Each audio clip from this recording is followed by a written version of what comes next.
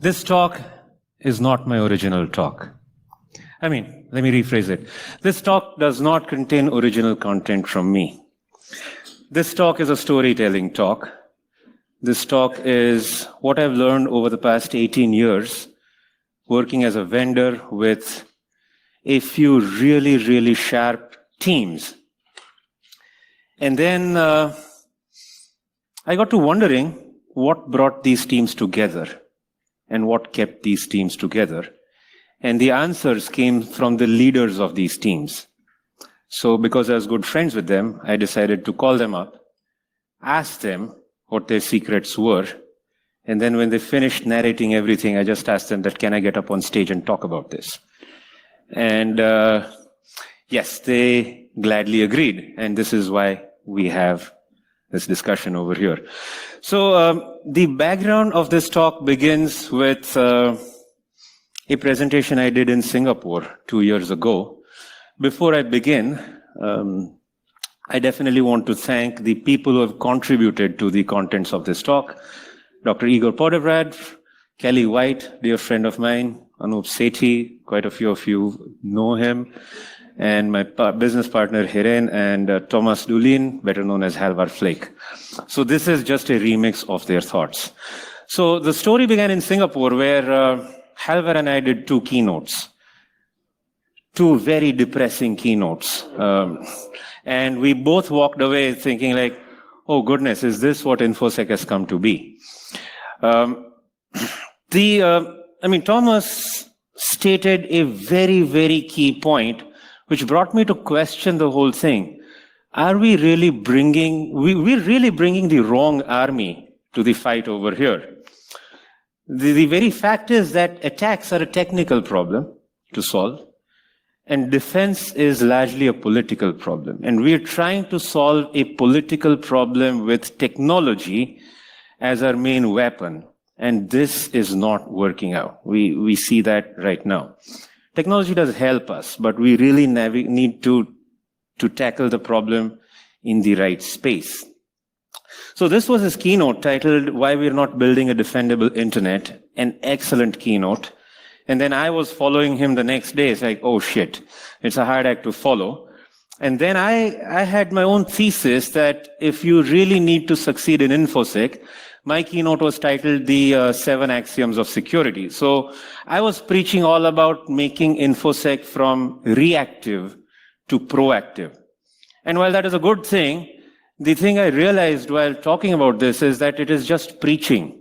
It is very hard to put this damn thing in practice. And the question that I asked kind of formed the big dilemma that I have even today. And the question is, who are you more scared of? Attackers or auditors? This is the first question to ask, right? And this is a dilemma that not many are able to confront, and few even are able to, give the correct answer to themselves. If it is the latter, end of talk, let's just go out, have a beer and enjoy. If it is the former, then I had a thesis that, okay, here are my 7 guidelines for defending an organization. And the first thing, it begins with the CISO. The task of the CISO, as I said, was to defend the organization from attackers, not to comply under the watchful eyes of the auditor. If we make that distinction, then the rest of this follows. So yeah, you start by collecting, analyzing, measurement and metrics, treat your users kindly, don't, treat them as one size fits all, and make defense visible and all that stuff. But then I saw that in reality, what happens is if you step into, you inherit a new role. Here you're being called upon to defend a new organization that you just walked into. So here we go, let Super Mario show us the way, what happens. And now, it's actually with every year, this role is getting more and more relevant. It's actually, the role itself has become very visible to a point that there was an article on Bloomberg about a month ago which states that the role which took about a $650,000 salary and budget to fill now takes about 2.5 million. But then again, let's remember it's Bloomberg reporting. They also reported about the super micro implant and all that stuff. So let's take it with a sack of salt, what they say. But yeah, it is a powerful role now. So as you join, yeah, you're slowly working your way, knowing your landscape. You gain visibility.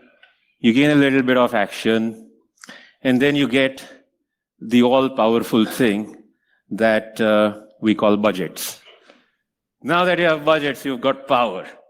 And with power, you've got money. And then you go about spending it on several boxes that you buy, each of them bringing questionable value. And then pretty much you've maxed it out, you've reached the palace, and life's a beach. This is when your defense goes into autopilot mode. But then you realize this is kind of like Boy George, everything's red, gold, and green. Your whole damn world of defense is high, medium, and low. This is what InfoSec defense has come out to be. Every day I see several people battling with all sorts of shapes and colors, either on a linear axis or on a checkerboard axis or on whatever damn visualization that you can think about, but there's only 3 colors, red, yellow, and green. There's no blue, there's no violet, it's high, medium, and low. And your daily job ends up being how to de-escalate high to a medium and how to de-escalate a medium to a low. And everything's fine, right? But then you kind of face yourself in a very Jurassic Park situation. You've got the park under control, everything's great, and the rides are going on, and, well, guess what? Something goes horribly, horribly wrong. All the dinosaurs start coming out.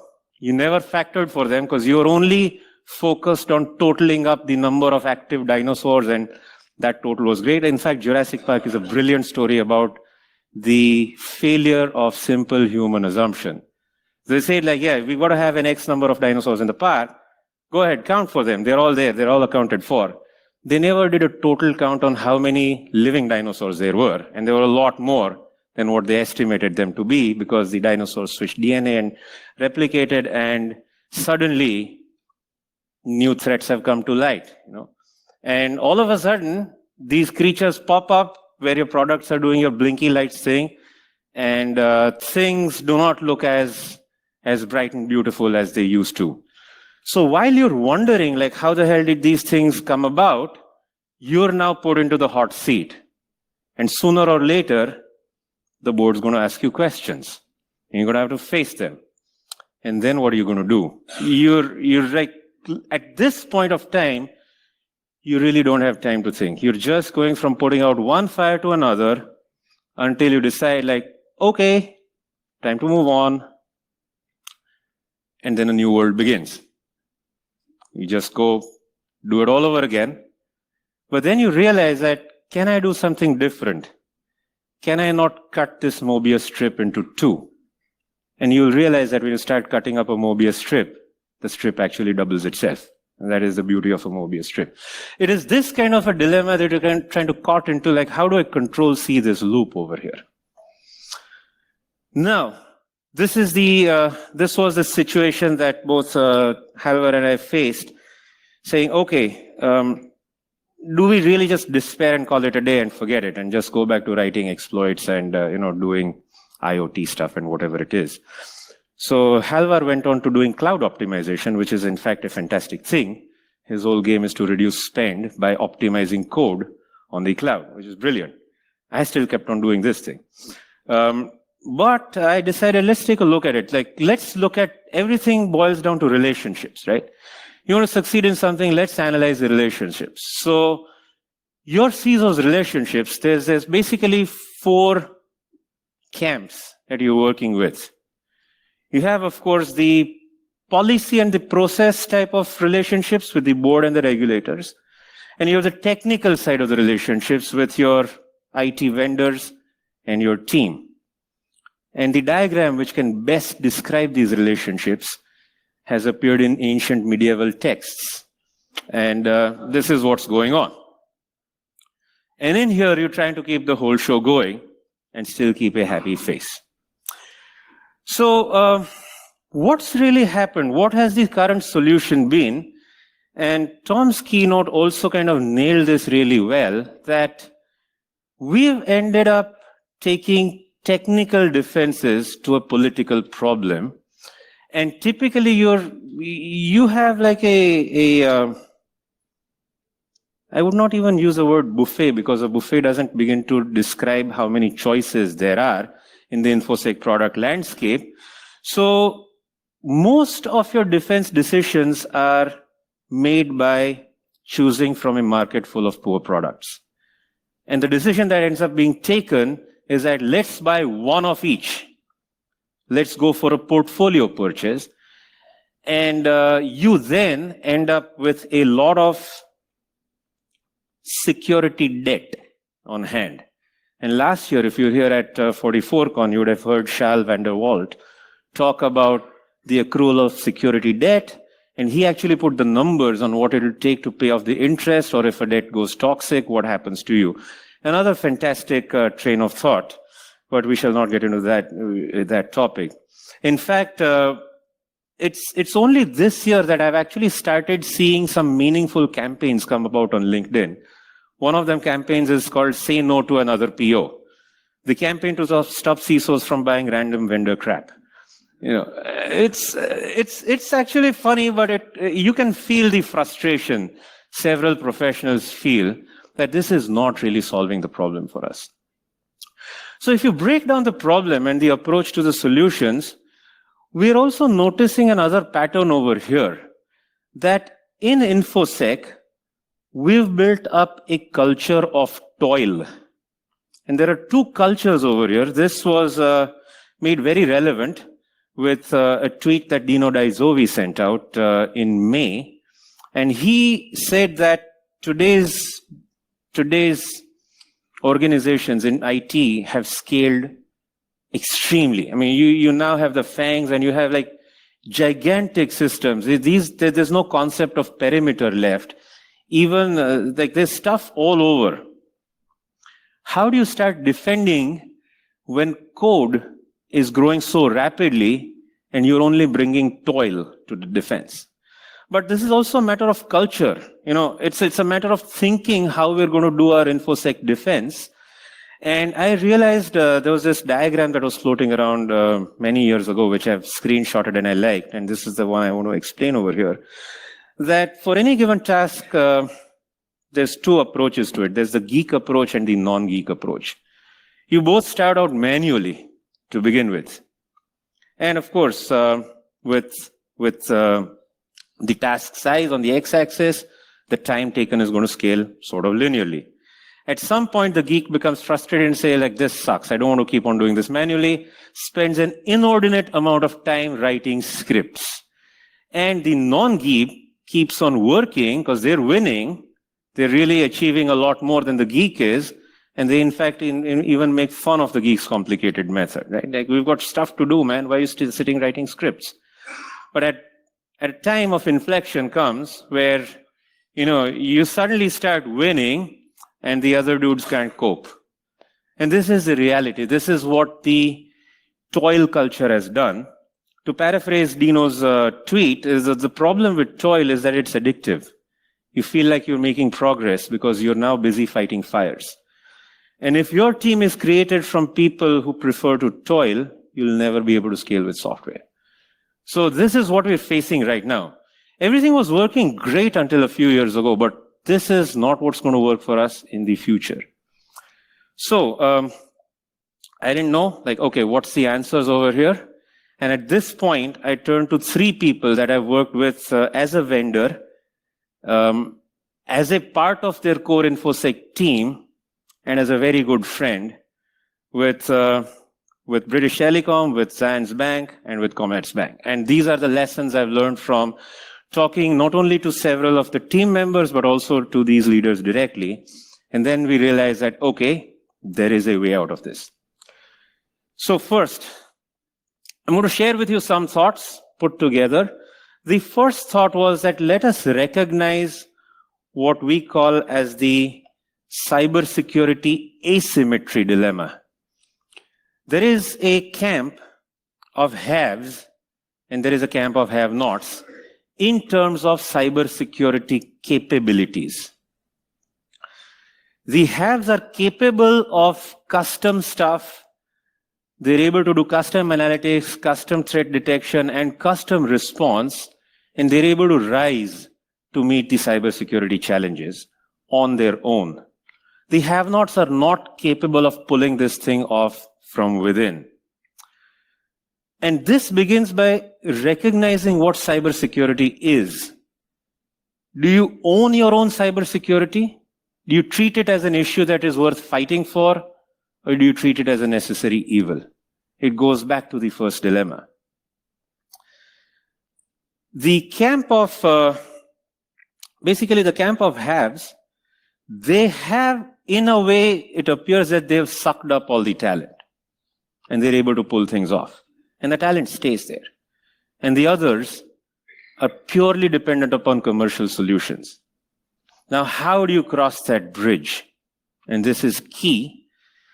And this was a very interesting revelation that was pointed about by one of the leaders themselves, is the key in succeeding is to figure out how to own your own cybersecurity and how do you get the talent to do custom stuff for you.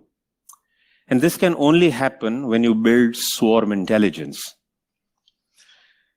To understand this, it took me a while. I had to embark upon a journey which I never liked to do, that is read about management and leadership. I am not one of those guys. I mean, I am a get your hands dirty, suck firmware of chips kind of a guy, which I'm learning from Barry, by the way. He's sitting here. So like, how does a guy like this start building up swarm intelligence? You've all heard of the Maslow's pyramid of needs and how human needs drive human evolutions. But there is a better model than that. And this model, I spent about a week learning this model, and I really like this model. And this model is Claire Graves' model of spiral dynamics. And this is a model which essentially discusses evolution by values and evolution by culture, and identifies several stages in the evolution. You're kind of going from survival mode to tribal mode, to ego trips and power trips, to conformity and everything being rule-based and dogmatic, to being an achiever and an excellence driver, to a community person. And eventually what you really want to do is, as you go up the spiral, you're getting into higher and higher orbits, where you've now kind of crossed over from personal needs to transpersonal needs. And this is when you start achieving the yellow and the blue spirals, is when you're really focused upon creating what is called the hive mind. You're now no longer viewing yourself as an individual, but you're viewing yourself as a part of the swarm, working with the swarm, depending upon the swarm, going with the swarm. You're able to adapt to another person's need or the team's need or the organization's need, and you take the whole view together. You're in a holistic mode.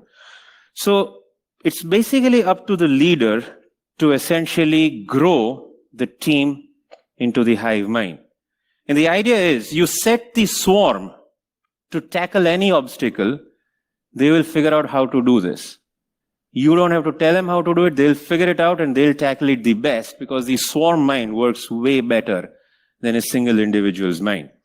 All you have to do is become the catalyst, start identifying where your team members are in various stages of evolution without judgment, and just spiral them up. You essentially just select your goals, which are just worth fighting for. And the swarm will happen, the swarm will work for you. To me, I like a slightly different analogy better. It's the analogy of electrons and orbits. The more excited an electron gets, the higher orbits it achieves. So if you start adding energy to electrons, they become more excited and they start achieving higher orbits, and you have like really, really high energy levels at work over here. There is a danger to this whole thing. it takes a very long time to get up to the top spirals. But there's something called the downward spiral, which will like spiral you down the toilet really quick.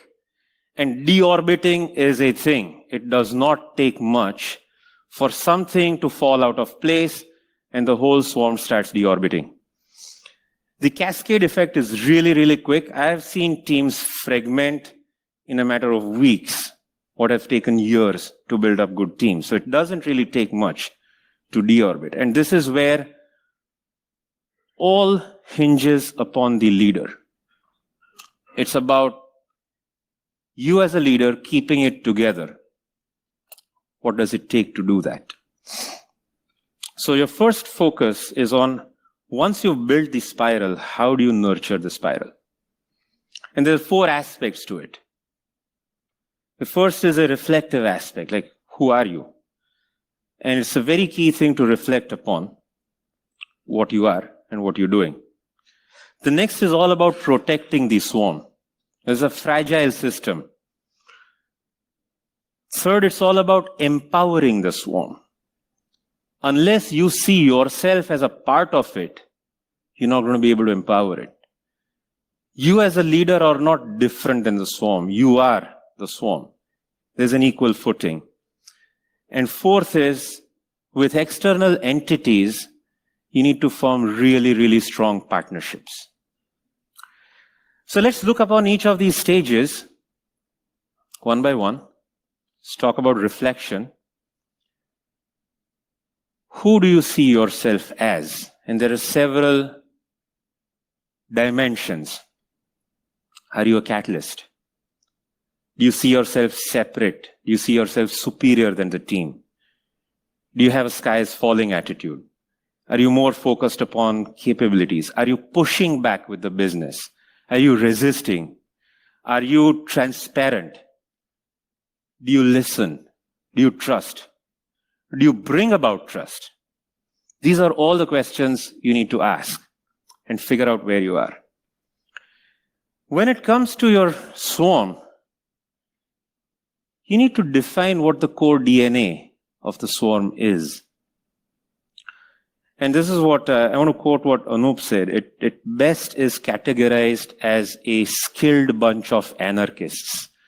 This is not a homogeneous group of InfoSec professionals. We are all very different to one another. We cannot be more different than one another. We have different educational backgrounds, we have different geographical backgrounds. We don't have degrees, we're just here because we like doing these things and we're able to rise up to challenges. And how do you keep this incredibly diverse bunch together? So when you're building up your team, what is the definition that you're giving to your team in the eyes of the larger corporate? You're basically working on building a center of excellence for all of technical security. You're not building an InfoSec team. You're building a center of excellence. And as a leader, your job your job is to communicate to the powers that be about the shape of the thing that you're building. And you're not going to be able to do it instantly. You'll have to take them from their view, creatively keep, keeping a few things behind the curtain, keeping a few things in front of the curtain, keep managing the show until you've built this thing up in the background. And then once you pull the curtain apart, you open the curtain, the rest of the organization will become so dependent upon your expertise. You'll be the InfoSec oracles. Like people will come to you for advice and how to do things. And they will view you as a source of knowledge, wisdom, experience. And then you've got purchase. You've got buy-in to all your ideas being implemented. You will not be pushed back upon. So it's going to take a little while, but what you've effectively done is you've built an independent consultancy within the organization. With the stress on independence, you cannot be biased. When it comes to protecting the swarm, like I mentioned earlier, the first thing you have to do is kind of let the swarm build up, by creatively insulating it against forces that might initially try to destroy it. So as you're down on the spiral and it's growing up, it's very fragile. Only when it becomes a real swarm will it be able to resist any problems that it might face. And the only way to instill trust is by honesty and openness. You got to be totally honest with your teammates because you're one of them. If you start, showing different views to different people, it's going to break the honesty, the spiral is going to break, and it's all going to crack. It's all going to start falling apart one fine day. And the other thing that's going to happen, which will not be of any of your doing, but it's just a reality of what the InfoSec scene is today. And we all know we're playing a very, very dangerous game here, right? We're pen testers or we're defenders. We're playing with real things. We're not playing with UAT systems, mind you. Everything is in scope. Don't get me started on scope. But when you're playing with real stuff, it's a matter of when and not if that something really, really bad is going to happen. You will take down like a bakery machine that processes about 200 kilograms of bread every hour. Yes. You will take down some really, really fancy stuff and people are not going to be happy. And at that time you say that, oh, I just ran an Nmap scan and what went wrong? So yeah, you're this little boy who has started their InfoSec career and asking like, I didn't do anything, man. Like this thing just broke. I looked at it. And what do you do as an InfoSec leader? Yeah. Don't throw him under the bus. This is when your resilience, your integrity, your moral ground is going to be tested quite a lot. This is when you have to face the music, keep your team insulated, keep them away, step up saying, okay, you know what? Shit has happened. You're not going to downplay it, not going to sweep it under the rug. Centrifuges have broken down, all that stuff. Hopefully your bosses are not the kind who are going to put you in front of an anti-aircraft gun. There will be a voice of reason. And eventually you're going to ride this out because time heals. Mistakes will be made. And mistakes must be made for learning to happen. So the message that all these three leaders told me that they let the team make mistakes. Like, go ahead, make mistakes, make many mistakes, make new mistakes, but don't make the same goddamn mistake again. That's the idea. You can learn, but this doesn't mean that there are blank checks in the industry. There's got to be a little bit of checks and balance. Not everything can be a bunch of reckless cowboys pulling things down as they please. But by and large, this thing works. The other big danger to your swarm is going to be the whole bad apples, right? But this is best described by a tweet I saw in August. It's called the blockchain of toxic. It is the only application of blockchain that I really like. Once you get two toxic people, that's it. Game over. Everything's ruined. So be very, very watchful of politics going on. Throw them out. If it's a larger organization, there are several compliance level duties that they're more cut out for, and stick them under an auditor and that'll be great. The other thing you ought to do is you better empower the swarm, otherwise you'll realize that the emperor has no clothes. If your team isn't able to call you out on the rubbish that you're spewing, if you can't just, go out for a coffee or go out for a drink and see eye to eye with everyone on the same footing and say, you know what, Saumil, you're full of shit. If my teammates can't tell me this, then I'm doing something completely wrong, and I better be really, really, really scared about it. And the last thing about partnerships, I don't need to tell you folks more. A lot of you are here in the UK, and I have been very fortunate to be parts of events such as SnoopCon, and the Commerzbank guys run something called Voodoo and the Garafel Village. This is a classic example where these InfoSec teams have gone out and built solid partnerships with vendors. Like, how do you keep the knowledge level high in your swarm? You can only teach them so much, or they can learn only so much on the job. But Yeah, go build partnerships. You're working with a lot of vendors. You're working with a lot of events such as these. Learn from them, build synergies. They'll bring a lot more to the table. Surround yourself with smart people. And this is how you grow capabilities in the team. And then my next question was, okay, so like, how do you go about recruiting? And all of them said that you do all this, the talent's going to come to you. The swarm will bring more like-minded individuals in and kind of automatically not bring the people who are who don't want to be a part of it. And their whole thing was that we all like to work with people that we like. You go in on a daily basis, you do your job, you're working with your teammates, you're learning from them, you're supporting them.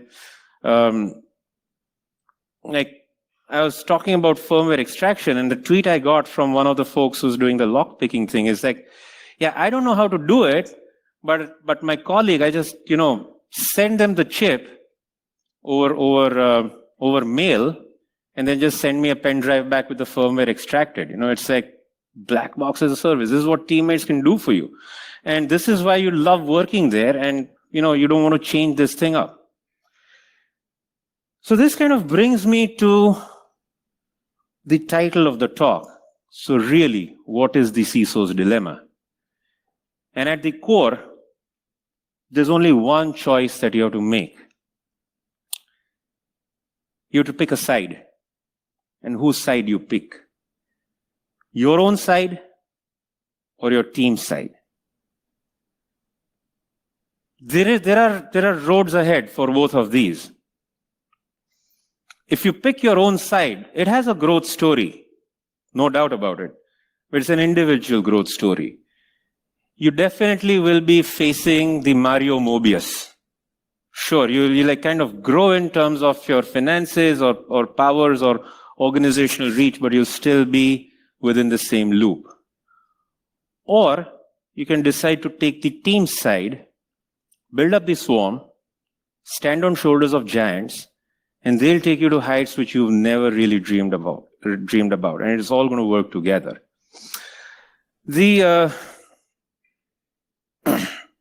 The thing with this CISO's dilemma is you need to make this choice very, very early on in your careers.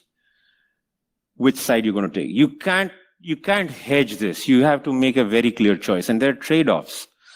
I mean, I am an entrepreneur. I've had to make a certain decision about whether I just keep on doing my technical thing, which I really, really like. I mean, who doesn't like to get into the depths and the nitty-gritties and learn something new, right? Or should I give up my depth and take on the breadth, drive a bigger story, see the forest as opposed to the trees, and let the swarm take on depth more than I've imagined and be able to tackle every challenge therein? So who am I? Who am I as a person? Am I the person who's going to be able to take the breadth, drive the strategy, and that too also with my technical expertise and background? Or do I just stick in the depths? There's no judgment here, but we've seen the team side, what the teams can do for you. And lastly, I want to say that, okay, if you do choose to be on your own side, then again, it's a matter of if and not when. It's a matter of when and not if. That time is going to come where you're on your own. You're going to be between a rock and a hard place. And here, the best advice is what apparently Khrushchev gave to his successor. As he was stepping out, you basically say that, okay, man, you're stepping up. There's 2 letters in my drawer. If you get stuck, open the letters and they'll help you out. So Brezhnev got stuck. Sure enough, opened the letter. First letter said, blame it all on me.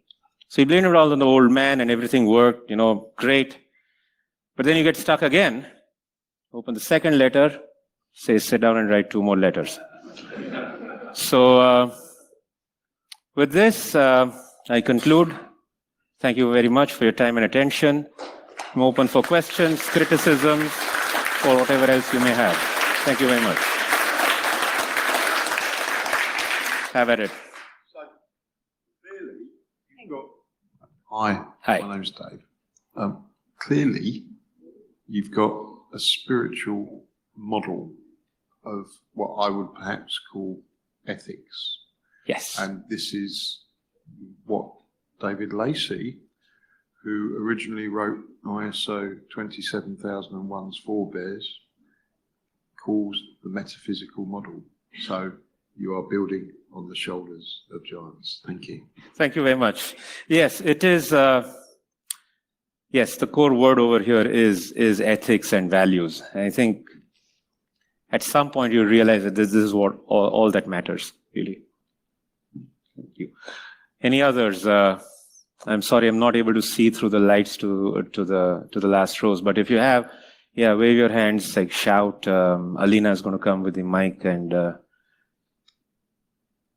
my God, I've like done something horribly wrong to get silence. Okay, I think there's another. Yeah, go for it. All right, just a random question. Go for it. So if you're facing the dilemma of being the first CISO of the organization, you're having to build your team, what's the guidance that you'd offer on that, on making sure, as you said, you don't get those bad apples when you're standing out and you're doing the first recruit, the first 1-2 recruits, the first kind of, how do you ensure that you start off on the right footing? So your question, how do you start? You're starting at level 0, like Kung Fu Panda, right? I mean, Start building the starting building the team. Yeah, when you like, okay, I need to build a new team. I've struggled with that question. I'll tell you my entrepreneurial side of the story here. I started in 2002 running NetSquare. We are 3 people. It's a very, very fragile situation. When you're about less than 10 people, things keep on changing a lot. So it's like try, rinse, repeat. You'll gain a few people, you'll lose a few people. You'll just have to hopefully get lucky with a couple of core lieutenants that you end up. And your job will be to very quickly empower them as soon as possible and start sharing the vision together. The moment you get individuals with shared vision, that's when you win. It took me 11 years to pull that off. But that's because I am an incredibly hard person to work with. So it's on me, not, I have my flaws and my weaknesses, and I've learned that over the years. And I've seen in the past what I could have undone to speed up the process. But the moment you get like 2 or 3 individuals with shared vision, that's when things will start happening pretty much in autopilot mode when it comes to the growth. Until then, you just have to keep on playing the rounds and making it go. Thank you. Initially, try and put interesting challenges for your team to solve. Like if you start building a team and just start stacking them with compliance jobs, they're going to run away. It's not going to work. Say, okay, let's build some open source software to, identify all processes running on every system in our organization. That's what Facebook did and came up with OS Query. Open sourced it. It's like they said, we want to have a SQL search possible on all processes running on any system, on any platform in our organization. So start working on some challenges, start keeping the interest going. And then you'll have, okay, you're like building something, you're doing your day job, which may or may not be really interesting or challenging, but on the side, you're able to carve out some things, build a few things, create a lab, make it exciting. Like, I've gone to these shops and they have everything. They have like laser printers, they have laser cutters, they have drones, they have all sorts of fancy stuff. I got my pants lasered in the office. Like how often can you go up to an InfoSec team, take off your pants and get him Pac-Man lasered? But you can. You have some cool toys to play with. You'll build your team. Don't quote me on that. Okay. Yes. Anything else? Well, okay. If we've reached the end of the show here, find me around. I'll be here for the next couple of days. I'll be hanging around here. Love to talk to all of you, and go out, enjoy the rest of the event. Have a good morning.